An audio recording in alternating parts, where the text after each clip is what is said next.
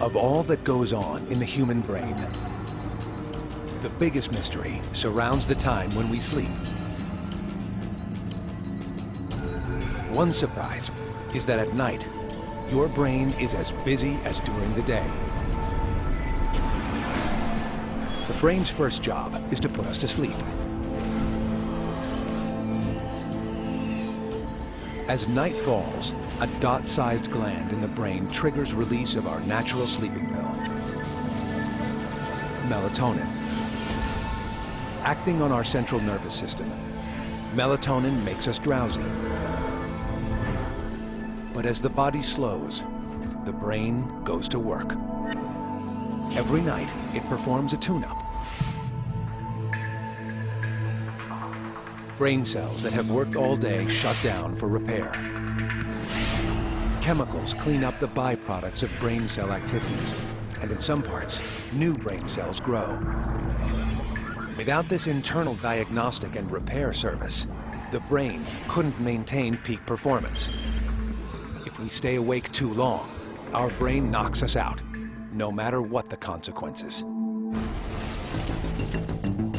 That's what happened to explorer David Hempelman Adams when he attempted a record-breaking solo balloon trip to the North Pole.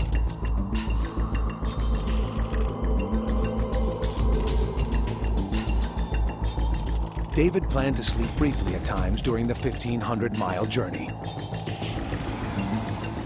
But he didn't stick to his schedule. In the first couple of days, I was on top of the game, and the adrenaline was up. I'm not too bad for the first couple of days anyway. After 48 hours without sleep, the balloonist's thought center was the first to go. Going into the second into the third day, I was making silly mistakes.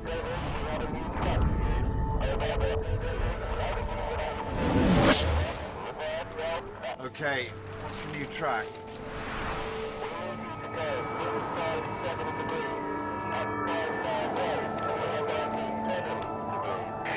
You're going too fast. Can you repeat that over? When I would call up the control room, they would give me a track, and I'd repeat it 3 or 4 times just to make sure. And they go, no, what are you, stupid? It's this. And so you realize your performance is going. David has now gone 72 hours without letting sleep perform its critical repair. Sensing a crisis, the brain begins damage control. It shuts down areas not key to vital body function, including the thought center, the seat of logic. David soon starts imagining things. When you get very, very tired, you tend to talk to yourself. I think the worst thing about tiredness is disorientation. Disorientation. I had a little rubber duck, and you start talking to the duck. You just do start talking to anything. Say hi. Hey. 88 hours in, and still David remains awake. To avoid permanent harm, his brain pulls the plug, and David is out. Now, in the extreme, when you haven't had enough sleep, your brain will shut you down, whatever the circumstance. Even in a life-threatening circumstance, if your brain needs sleep so much, it'll shut you down. The balloon starts losing altitude. Even though he's asleep, David is not without defenses. As we sleep, the part of the brain that hears remains alert, which is why alarm clocks and other noises wake us. When we fall asleep, we're actually still vigilant and alert to the outside world. So your brain is still on, and you know what's going on outside. When the balloon dips below 9,000 feet, the autopilot screams out a warning. David's emergency response center jolts him. His groggy impulse is to try to flee the scary noise by climbing from the basket. In the wild, this survival instinct could save your life. But thousands of feet up, it almost brings disaster.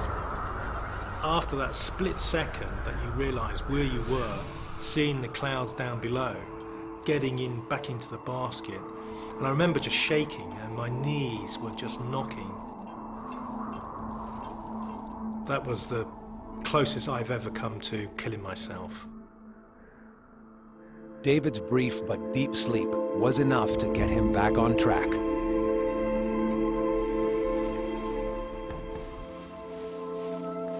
He was able to complete his record flight.